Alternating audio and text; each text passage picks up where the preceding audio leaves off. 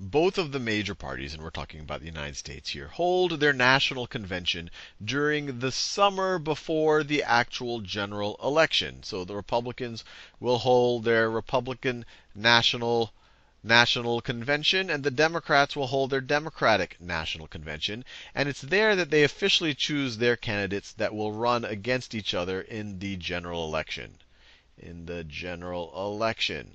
And a national convention for one of the parties will look something like this. This is the Democratic National Convention in 2008. You have all of the delegates over here, and everyone's all excited, and they start to cheerlead for their party and for their candidate. The Republican National Convention looks very similar. And although there's a lot of energy here, there actually isn't a lot of suspense. Going into the convention, we usually know already who the candidates for each of the parties are going to be. And that's because each of the states have their own selection process for picking a candidate.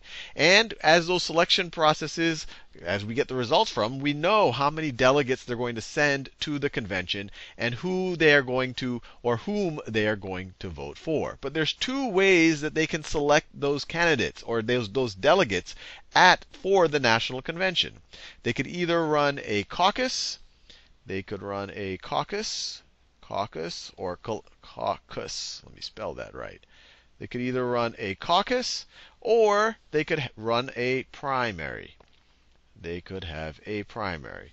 And I'll start with primary because that's a little bit more intuitive. It's kind of like just a election that is based on party. For whom do you want to be your nominee coming out of the national convention? So for any given state, they'll have both a Democratic primary and a Republican primary. And on the Democratic primary, let's say candidate A gets 40% of the vote on that election. Candidate B gets 30% of the vote, and let's say candidate C gets another 30% of the vote.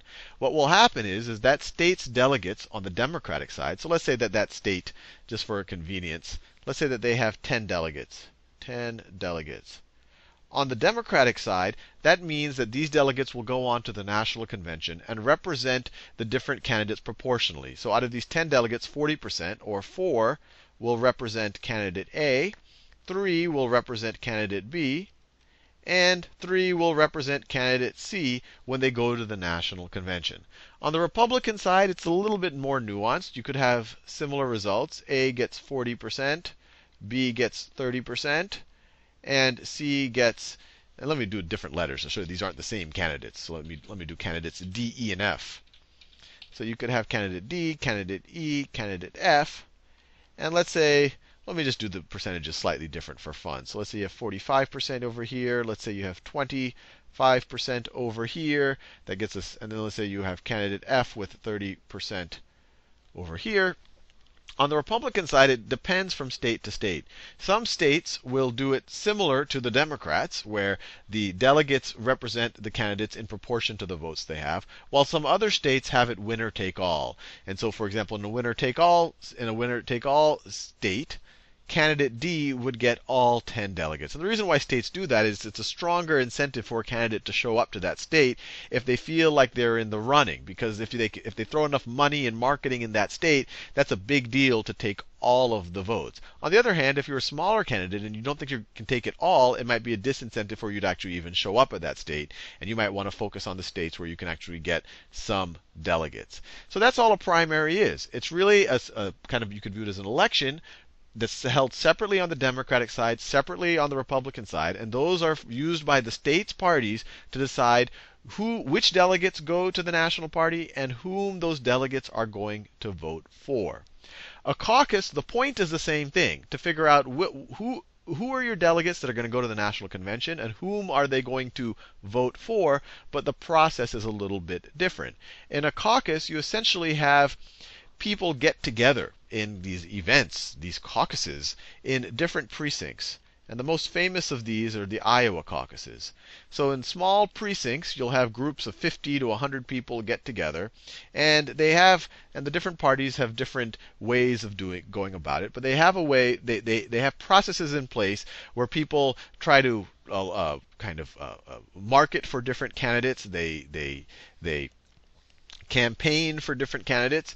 And sometimes they'll have a cutoff that if one of the candidates at one of the precincts don't get at least 15% of the vote, then the people who supported that candidate then will have to give their support to another candidate, so they make sure that all of the delegates represent at least a certain threshold of voters. But there's different processes in place. But the bottom line is once they at each of these precincts, they'll select delegates, and then those delegates will then go on to the county conventions. And then those delegates at the county conventions, now these are representing more people, will then pick delegates to the district conventions. And then at the district conventions, they'll pick candidates onto the state conventions. And at the state conventions, they'll pick the final candidates that go on to the national convention. Now, the two most famous caucuses or primaries are the Iowa caucus, which takes place in Iowa, and you have the New Hampshire primary. You have the New Hampshire primary, which of course takes place in New Hampshire. And they're important not because they pick so many delegates that those delegates are going to tip the balance necessarily. These are both small states. They don't have that many delegates compared to California or Texas or Florida. But what's important about both of them is that they happen very, very, very early on in the primary season. And because they happen early on in the primary season, the candidates that come off with the lead here, it's easier for them to raise money because other people say, oh, I want to give my money to a winner. I don't want to give money to a candidate who's going to just blow it and lose the money and lose the election regardless. So it gives you that. It also is a big signal for who's a front runner, because there tends to be dynamics for whoever comes in, it wins or comes in maybe second place in the Iowa caucus or New Hampshire primary, that those are the people that everyone should pay attention to. They get more fundraising. It's kind of a self-fulfilling prophecy. More people all of a sudden take a more serious look at them.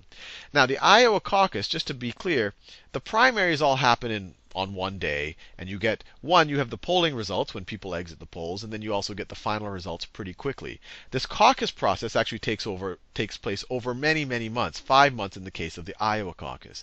And the results, the thing that the press focuses on, is not this final result of who are the actual delegates that go to the national convention. The thing that the press focuses on are the precinct conventions where people get together. Because coming out of those precinct conventions, the state parties get the information on how many candidates each delegate won going into now the county conventions. And this is the indicator that the press and the media and everyone else likes to use to see who's a front runner in that specific party's primary. And the reason why the Iowa caucus in particular gets so much importance is because it is the first caucus. These results come out before anything else. The New Hampshire primary, this is the first time that you have the direct voting for candidates. So you're getting a more direct number. You're not having it distorted or maybe cleaned up, depending on how you view it, by all of the different processes that might take place within the precinct conventions.